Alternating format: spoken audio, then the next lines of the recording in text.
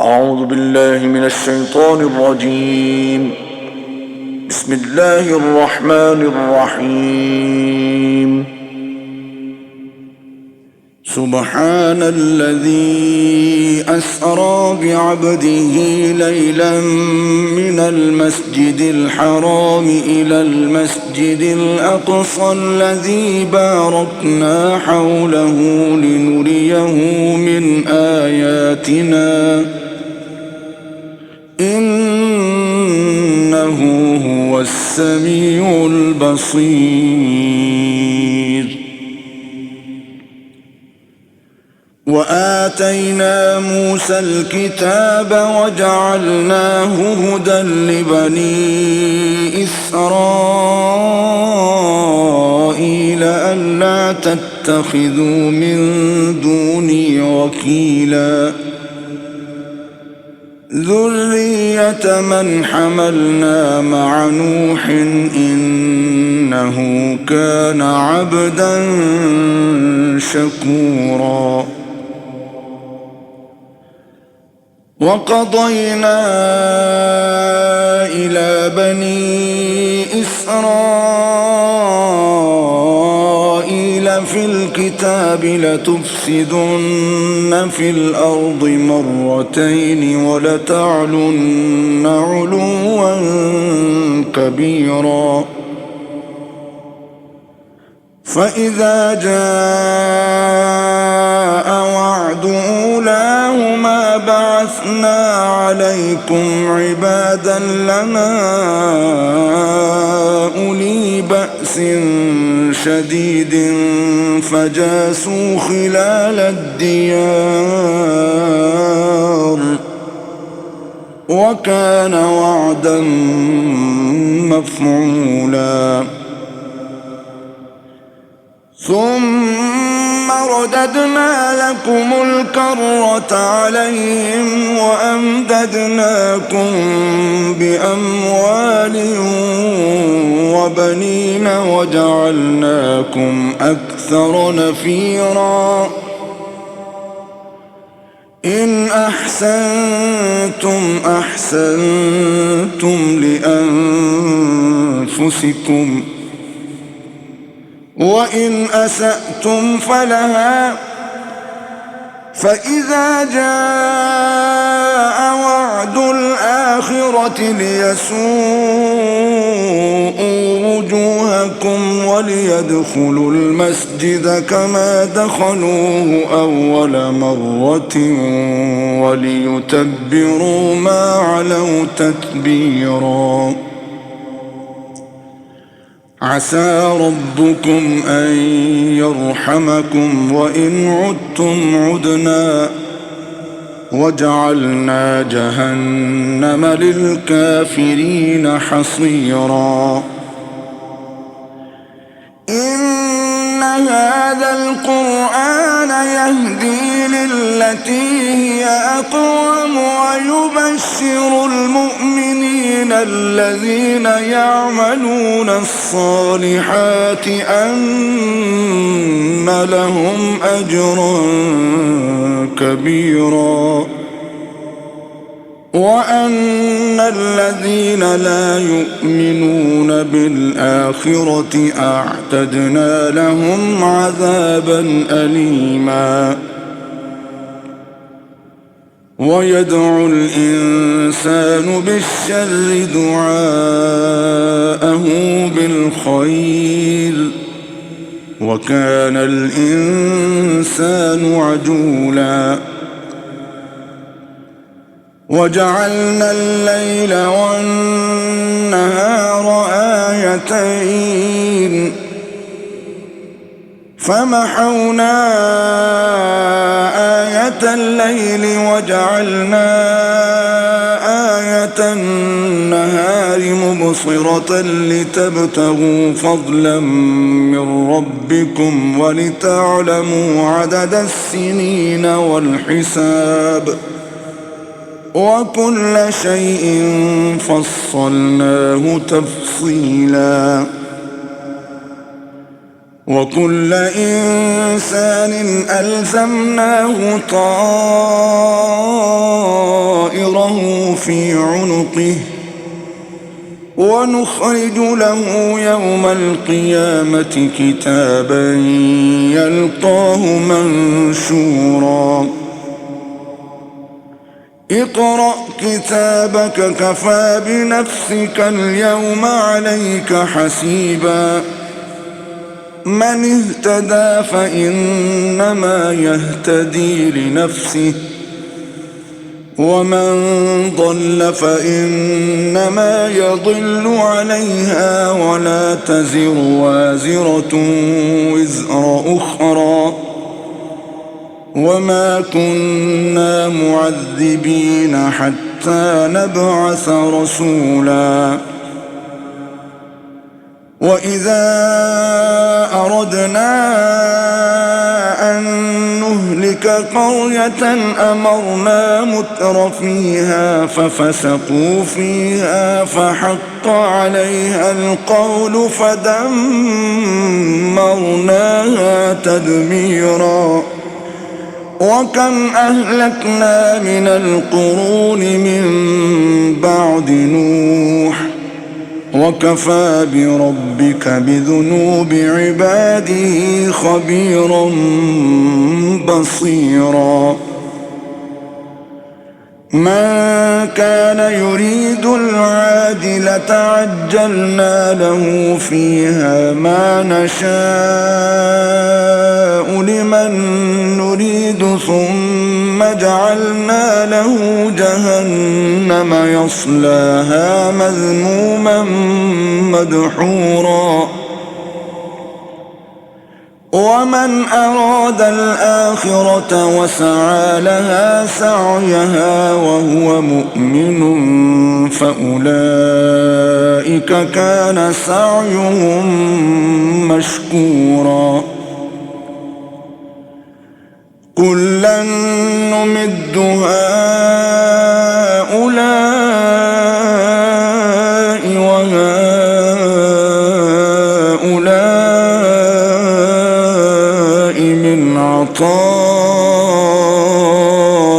ربك وما كان عطاء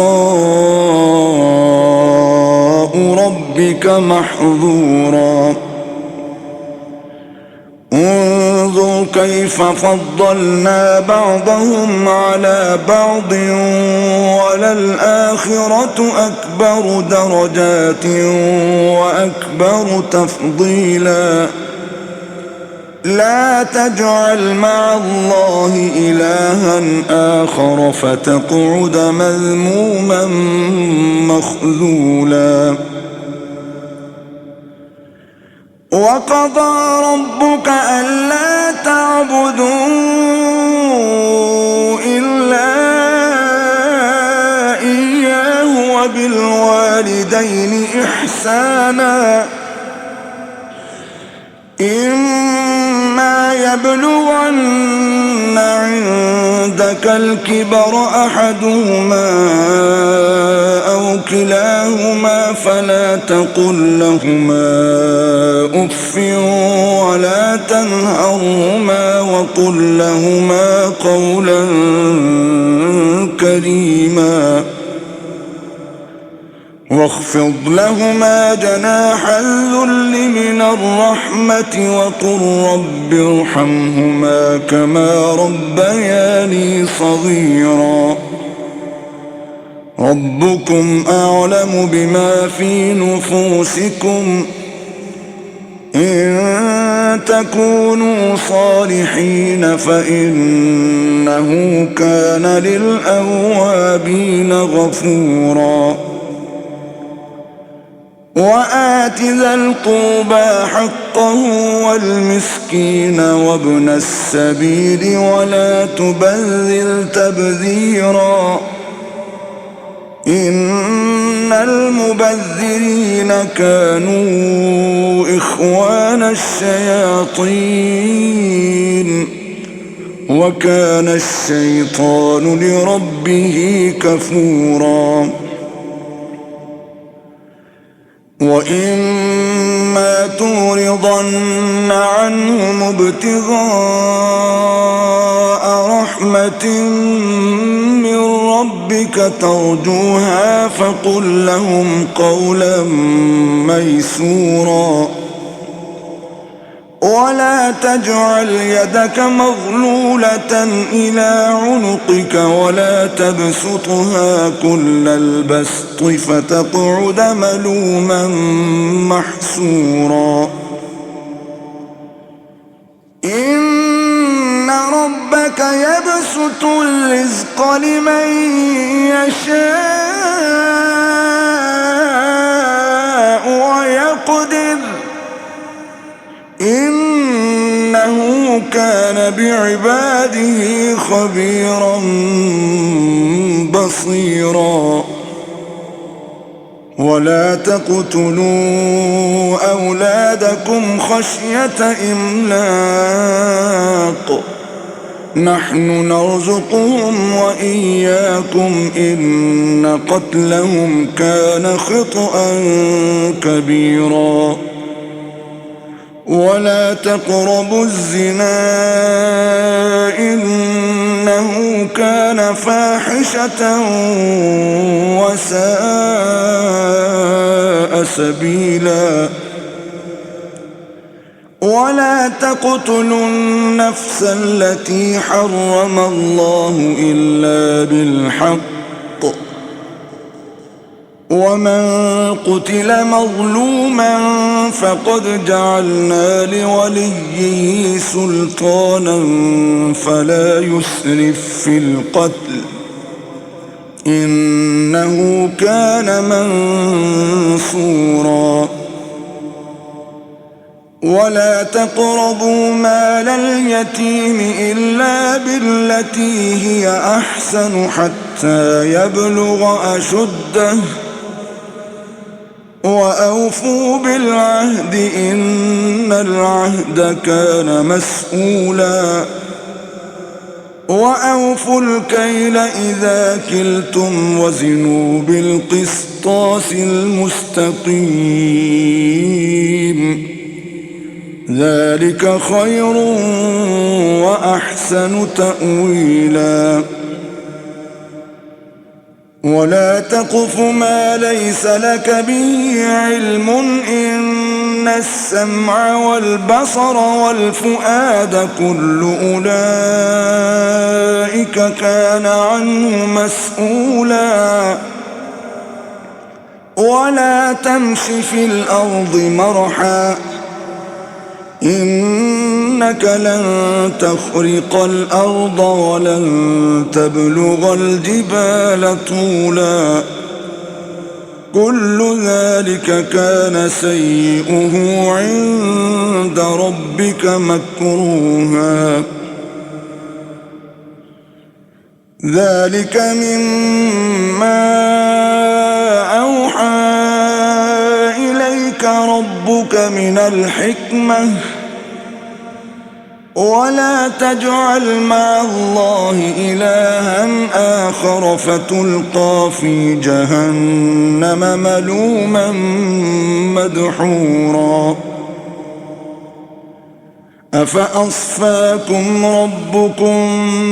بالبنين واتخذ من الملائكة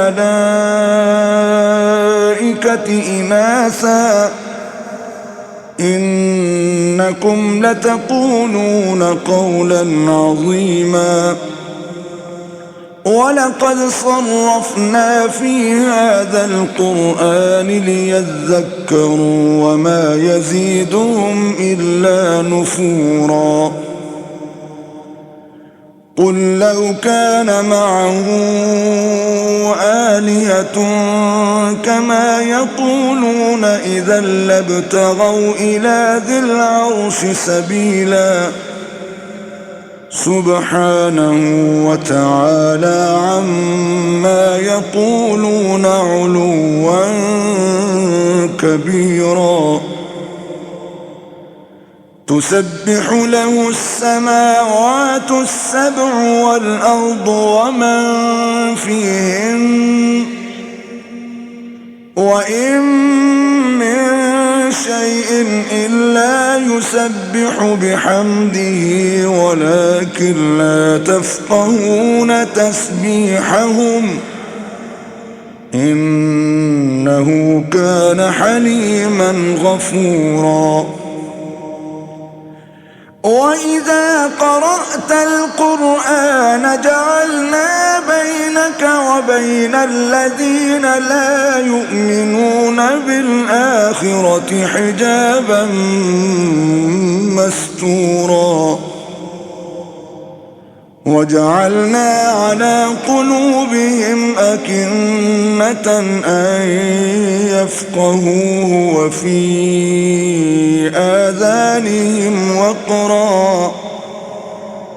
وإذا ذكرت ربك في القرآن وحده ولوا على أدبارهم نفورا نحن أعلم بما يستمعون به إذ يستمعون إليك وإذ هم نجوى إذ يقول الظالمون إن تتبعون إلا رجلا مسحورا انظر كيف ضربوا لك الأمثال فضلوا فلا يستطيعون سبيلا وقالوا أإذا كنا عظاما ورفاتا أإنا لمبعوثون خلقا جديدا قل كونوا حجارة أو حديدا أو خلقا مما يكبر في صدوركم فسيقولون من يعيدنا قل الذي فطركم أول مرة فسينغضون إليك رؤوسهم ويقولون متى وقل عسى أن يكون قريبا يوم يدعوكم فتستجيبون بحمده وتظنون إن لبثتم إلا قليلا وقل لعبادي يقولوا التي هي أحسن إن الشيطان ينزغ بينهم إن الشيطان كان للإنسان عدوا مبينا ربكم أعلم بكم إن يشأ يرحمكم أو إن يشأ يعذبكم وما أرسلناك عليهم وكيلا وربك أعلم بمن في السماوات والأرض ولقد فضلنا بعض النبيين على بعض وآتينا داود زبورا قل ادعوا الذين زعمتم من دونه فلا يملكون كشف الضر عنكم ولا تحويلا أولئك الذين يدعون يبتغون إلى ربهم الوسيلة أيهم أقرب ويرجون رحمته ويخافون عذابه إن عذاب ربك كان محذورا وإن من قرية إلا نحن مهلكوها قبل يوم القيامة أو معذبوها عذابا شديدا كان ذلك في الكتاب مسطورا وما منعنا أن نرسل بالآيات إلا أن كذب بها الأولون وآتينا ثمود الناقة مبصرة فظلموا بها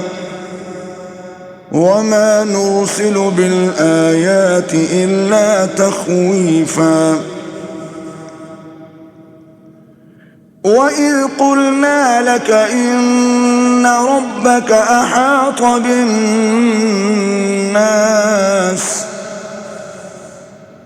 وما جعلنا الرؤيا التي أريناك إلا فتنة للناس والشجرة الملعونة في القرآن ونخوفهم فما يزيدهم إلا طغيانا كبيرا وإذ قلنا للملائكة اسجدوا لآدم فسجدوا إلا إبليس قال أأسجد لمن خلقت طينا قال أرأيتك هذا الذي كرمت علي لئن أخرتني إلى يوم القيامة لأحتنكن ذريته إلا قليلا قال اذهب فمن تبعك منهم فإن جهنم جزاؤكم جزاء موفورا واستفزز من استطعت منهم بصوتك وأجلب عليهم بخيلك ورجلك وشاركهم في الأموال والأولاد وعدهم وما يعدهم الشيطان إلا غرورا إن عبادي ليس لك عليهم سلطان وكفى بربك وكيلا ربكم الذي يزجي لكم الفلك في البحر لتبتغوا من فضله إنه كان بكم رحيما وإذا مسكم الضر في البحر ضل من تدعون إلا إياه فلما نجاكم إلى البر أعرضتم وكان الإنسان كفورا أفأمنتم أن يخسف بكم جانب البر أو يرسل عليكم حاصبا ثم لا تجدوا لكم وكيلا أم أمنتم أن يعيدكم فيه تارة أخرى فيرسل عليكم قاصفا من الريح فيغرقكم بما كفرتم ثم لا تجدوا لكم علينا به تبيعا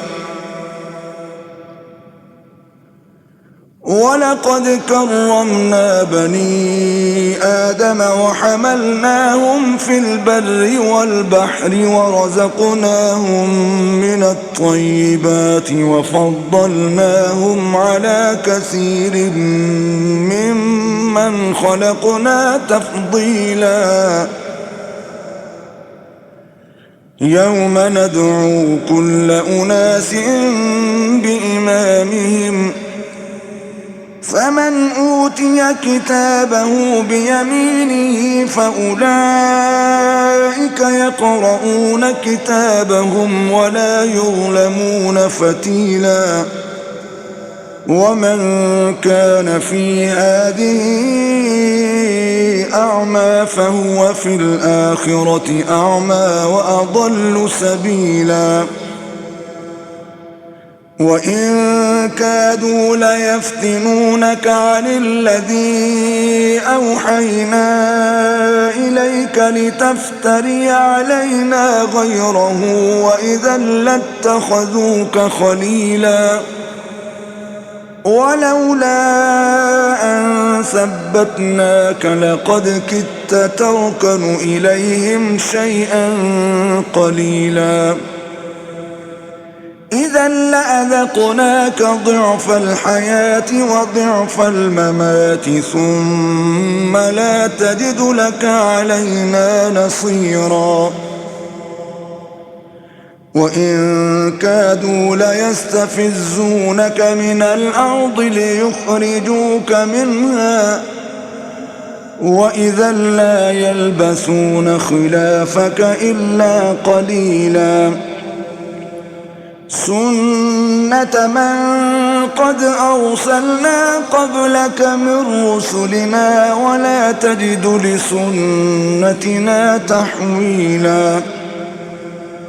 أقم الصلاة لدلوك الشمس إلى غسق الليل وقرآن الفجر إن قرآن الفجر كان مشهودا ومن الليل فتهجد به نافلة لك عسى أن يبعثك ربك مقاما محمودا وقل رب أدخلني مدخل صدق وأخرجني مخرج صدق واجعل لي من لدنك سلطانا نصيرا وقل جاء الحق وزهق الباطل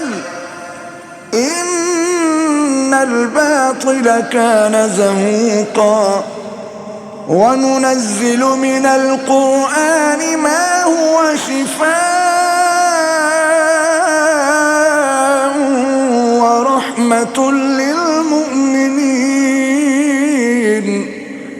ولا يزيد الظالمين إلا خسارا وإذا أنعمنا على الإنسان أعرض ونأى بجانبه وإذا مسه الشر كان يئوسا قل كل يعمل على شاكلته فربكم أعلم بمن هو أهدى سبيلا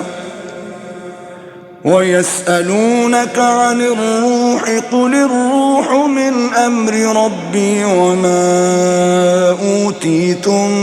من العلم إلا قليلا ولئن شئنا لنذهبن بالذي أوحينا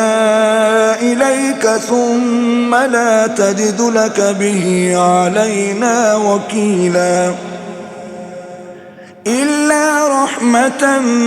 من ربك إن فضله كان عليك كبيرا قل لئن اجتمعت الإنسان والجن على أن يأتوا بمثل هذا القرآن لا يأتون بمثله ولو كان بعضهم لبعض ظهيرا ولقد صرفنا للناس في هذا القرآن من كل مثل فأبى أكثر الناس إلا كفورا وقالوا لن نؤمن لك حتى تفجر لنا من الأرض ينبوعا أو تكون لك جنة من نخيل وعنب فتفجر الأنهار خلالها تفجيرا أو تسقط السماء كما زعمت علينا كسفا أو تأتي بالله والملائكة قبيلا أو يكون لك بيت من زخرف أو ترقى في السماء ولن نؤمن لرقيك حتى تنزل علينا كتابا نقرأه قل سبحان ربي هل كنت إلا بشرا رسولا وما منع الناس أن يؤمنوا إذ جاءهم الهدى إلا أن قالوا أبعث الله بشرا رسولا قل لو كان في الأرض ملائكة يمشون مطمئنين لنزلنا عليهم من السماء ملكا رسولا قل كفى بالله شهيدا بيني وبينكم إنه كان بعباده خبيرا بصيرا ومن يهد الله فهو المهتد ومن يضلل فلن تجد لهم أولياء من دونه ونحشرهم يوم القيامة على وجوههم عميا وبكما وصما مأواهم جهنم كلما خبت زدناهم سعيرا ذلك جزاؤهم بأنهم كفروا بآياتنا وقالوا أإذا كنا عظاما ورفاتا أإنا لمبعوثون خلقا جديدا أولم يروا أن الله الذي خلق السماوات والأرض قادر على أن يخلق مثلهم وجعل لهم أجلا لا ريب فيه فأبى الظالمون إلا كفورا قل لو أنتم تملكون خزائن رحمة ربي إذا لأمسكتم خشية الإنفاق وكان الإنسان قتورا ولقد آتينا موسى 9 آيات بينات فاسأل بني إسرائيل إذ جاءهم فقال له فرعون إني لأظنك يا موسى مسحورا قال لقد علمت ما أنزل هؤلاء إلا رب السماوات والأرض بصائر وإني لأظنك يا فرعون مثبورا فأراد أن يستفزهم من الأرض فأغرقناه ومن معه جميعا وقلنا من بعده لبني إسرائيل اسكنوا الأرض فإذا جاء وعد الآخرة جئنا بكم لفيفا وبالحق أنزلناه وبالحق نزل وما أرسلناك إلا مبشرا ونذيرا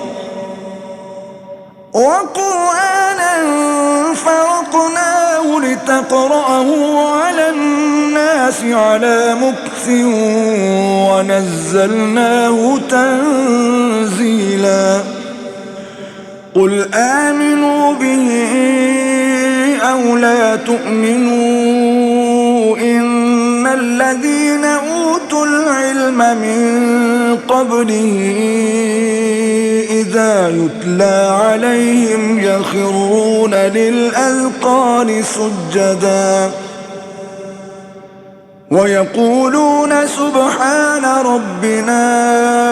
إن كان وعد ربنا لمفعولا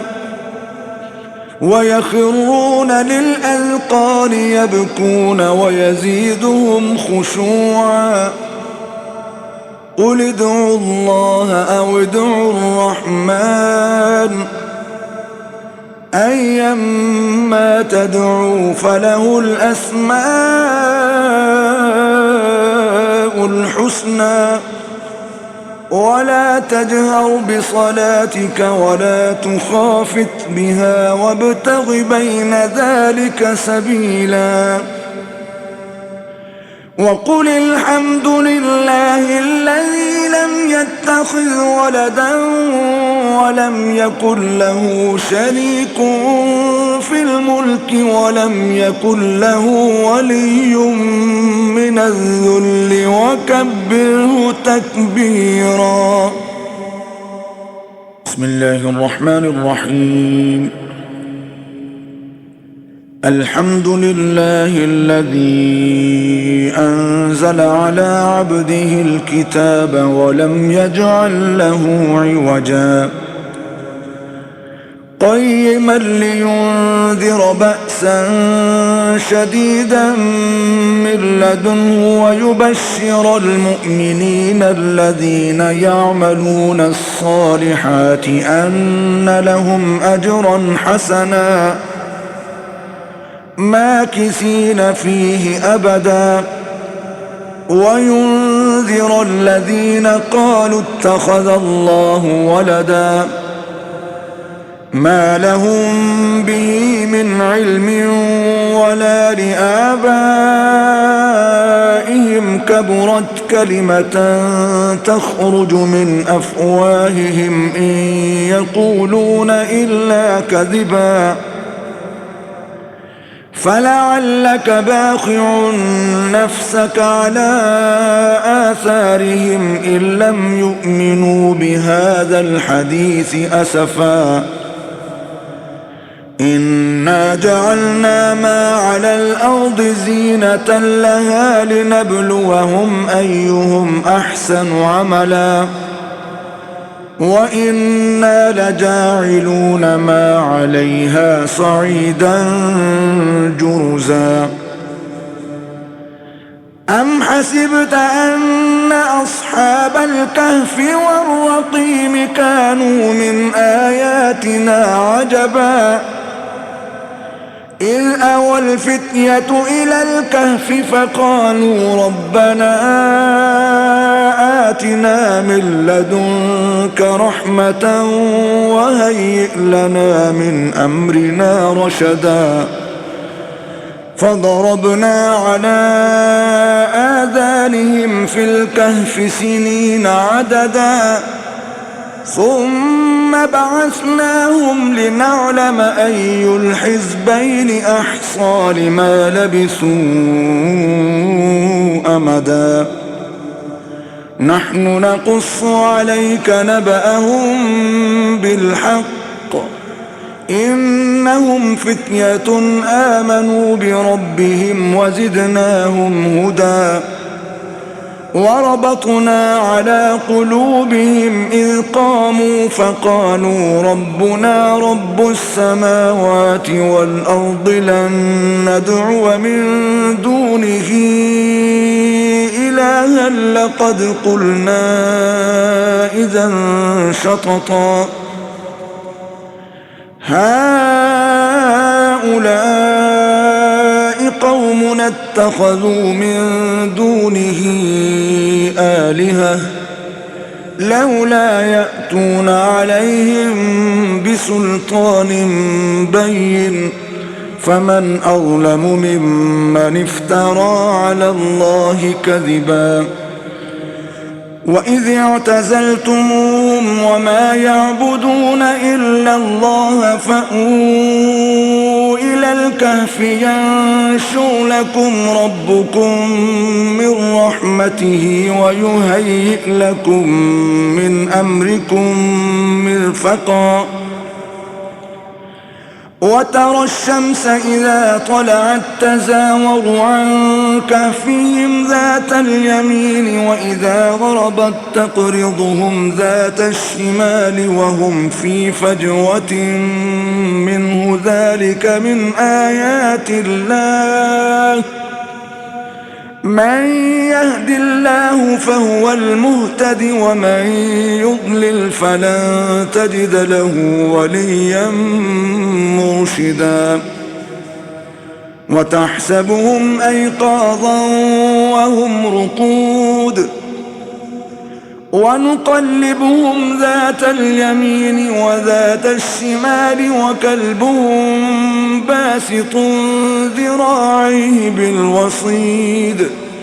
لو اطلعت عليهم لوليت منهم فرارا ولملئت منهم رعبا وكذلك بعثناهم ليتساءلوا بينهم قال قائل منهم كم لبثتم قالوا لبثنا يوما أو بعض يوم قالوا ربكم أعلم بما لبثتم فابعثوا أحدكم بورقكم هذه إلى المدينة فلينظر أيها أزكى طعاما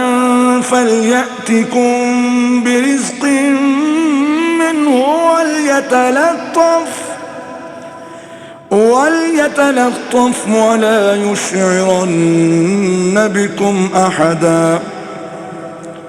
إنهم إن يظهروا عليكم يرجموكم أو يعيدوكم في ملتهم ولن تفلحوا إذا أبدا وكذلك أعثرنا عليهم ليعلموا أن وعد الله حق وأن الساعة لا ريب فيها إذ يتنازعون بينهم أمرهم فقالوا ابنوا عليهم بنيانا ربهم أعلم بهم قال الذين غلبوا على أمرهم لنتخذن عليهم مسجدا سيقولون ثلاثة رابعهم كلبهم ويقولون خمسة سادسهم كلبهم رجما بالغيب ويقولون سبعة وثامنهم كلبهم قل ربي أعلم بعدتهم ما يعلمهم إلا قليل فلا تمار فيهم إلا مراء ظاهرا ولا تستفت فيهم منهم أحدا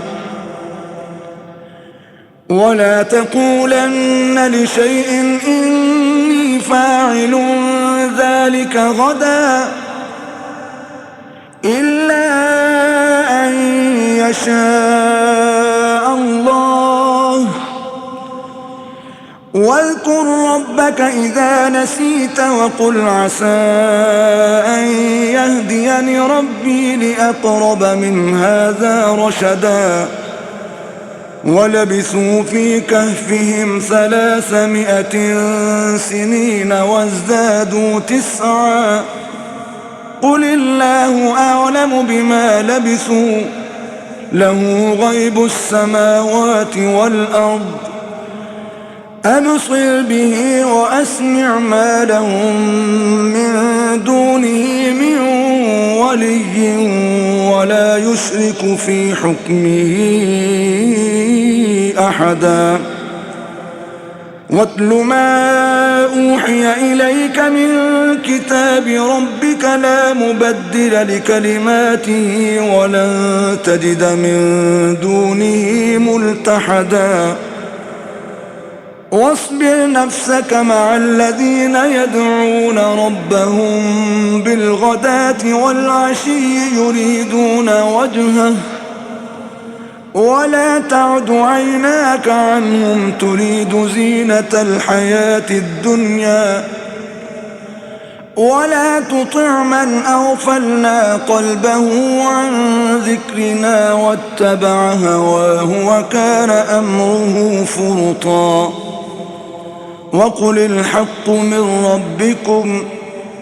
فمن شاء فليؤمن ومن شاء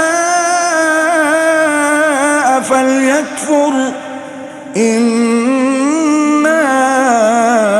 أعتدنا للظالمين نارا أحاط بهم سرادقها وإن يستغيثوا يغاثوا بماء كالمهل يشوي الوجوه بئس الشراب وساءت مرتفقا إن الذين آمنوا وعملوا الصالحات إنا لا نضيع أجر من أحسن عملا أولئك لهم جنات عدن تجري من تحتهم الأنهار يحلون فيها من أساور من ذهب ويلبسون ثيابا خضرا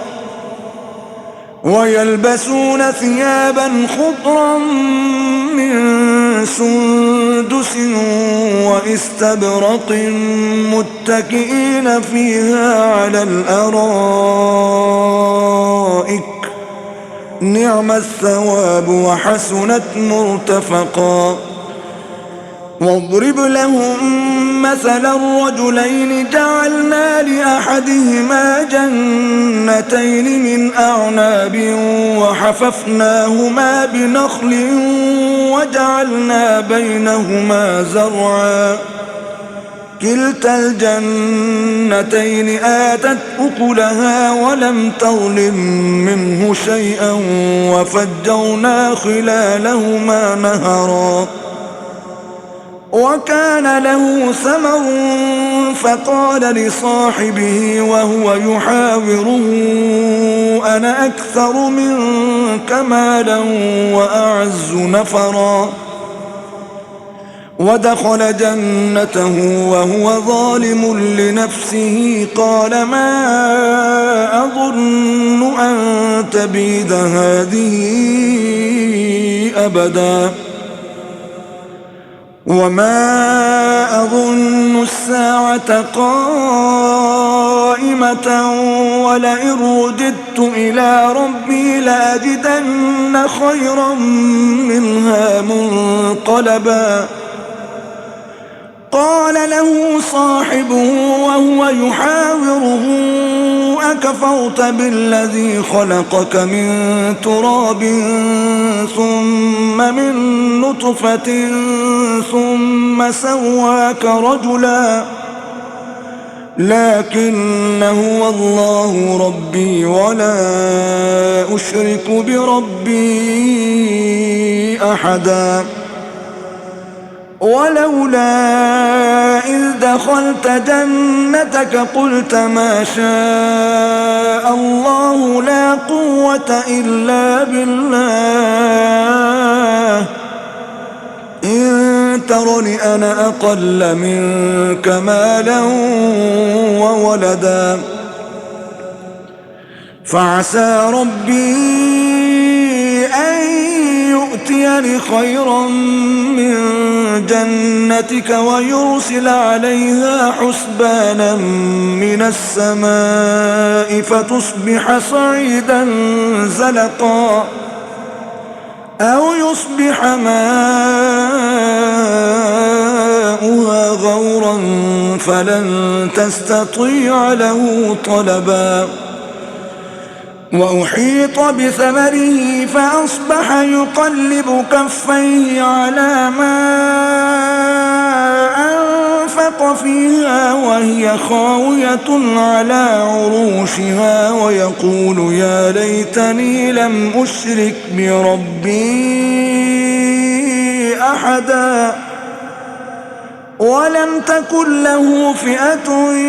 ينصرونه من دون الله وما كان منتصرا هنالك الولاية لله الحق هو خير ثوابا وخير عقبا واضرب لهم مثل الحياة الدنيا كماء إن أنزلناه من السماء فاختلط به نبات الأرض فأصبح هشيما تذروه الرياح وكان الله على كل شيء مقتدرا المال والبنون زينة الحياة الدنيا والباقيات الصالحات خير عند ربك ثوابا وخير أملا ويوم نسير الجبال وترى الأرض بارزة وحشرناهم فلم نغادر منهم أحدا وعرضوا على ربك صفا لقد جئتمونا كما خلقناكم أول مرة بل زعمتم أن لن نجعل لكم موعدا ووضع الكتاب فترى المجرمين مشفقين مما فيه ويقولون يا ويلتنا ما لهذا الكتاب لا يغادر صغيرة ولا كبيرة إلا أحصاها ووجدوا ما عملوا حاضرا ولا يظلم ربك أحدا وإذ قلنا للملائكة اسجدوا لآدم فسجدوا إلا إبليس كان من الجن ففسق عن أمر ربه أفتتخذونه وذريته أولياء من دوني وهم لكم عدو بئس للظالمين بدلا ما أشهدتهم خلق السماوات والأرض ولا خلق أنفسهم وما كنت متخذ المضلين عضدا ويوم يقول نادوا شركائي الذين زعمتم فدعوهم فلم يستجيبوا لهم وجعلنا بينهم موبقا ورأى المجرمون النار فظنوا أنهم مواقعوها ولم يجدوا عنها مصرفا ولقد صرفنا في هذا القرآن للناس من كل مثل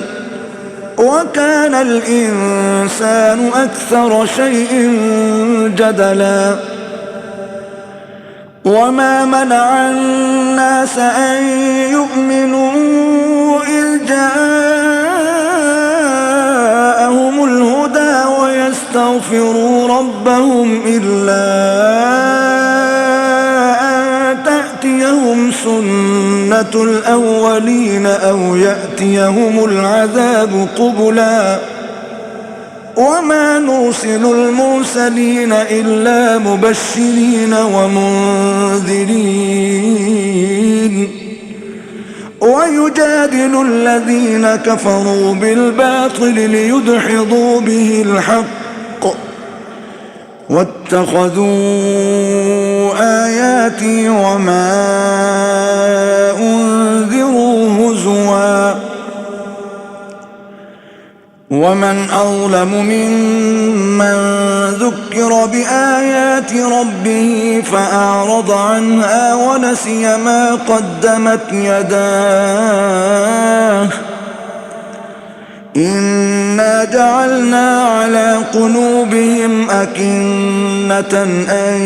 يفقهوه وفي آذانهم وقرا وإن تدعهم إلى الهدى فلن يهتدوا إذن أبدا وربك الغفور ذو الرحمة لو يؤاخذهم بما كسبوا لعجل لهم العذاب بل لهم موعد لن يجدوا من دونه موئلا وتلك القرى أهلكناهم لما ظلموا وجعلنا لمهلكهم موعدا وإذ قال موسى لفتاه لا أبرح حتى أبلغ مجمع البحرين أو أمضي حقبا فلما بلغا مجمع بينهما نسيا حوتهما فاتخذ سبيله في البحر سربا فلما جاوزا قال لفتاه آتنا غداءنا لقد لقينا من سفرنا هذا نصبا قال أرأيت إذ أوينا إلى الصخرة فإني نسيت الحوت وما أنسانيه إلا الشيطان أن أذكره واتخذ سبيله في البحر عجبا قال ذلك ما كنا نبغي فارتدا على آثارهما قصصا فوجدا عبدا من عبادنا آتيناه رحمة من عندنا وعلمناه من لدنا علما قال له موسى هل أتبعك على أن تعلمني مما علمت رشدا قال إنك لن تستطيع معي صبرا وكيف تصبر على ما لم تحط به خبرا قال ستجدني إن شاء الله صابرا ولا أعصي لك أمرا قال فإن اتبعتني فلا تسألني عن شيء حتى أحدث لك منه ذكرا فانطلقا حتى إذا ركبا في السفينة خرقها قال أخرقتها لتغرق أهلها لقد جئت شيئا إمرا قال ألم أقل إنك لن تستطيع معي صبرا قال لا تؤاخذني بما نسيت ولا ترهقني من أمري عسرا فانطلقا حتى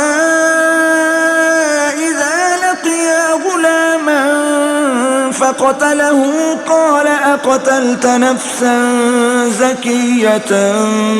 بغير نفس لقد جئت شيئا نكرا. صدق الله العظيم.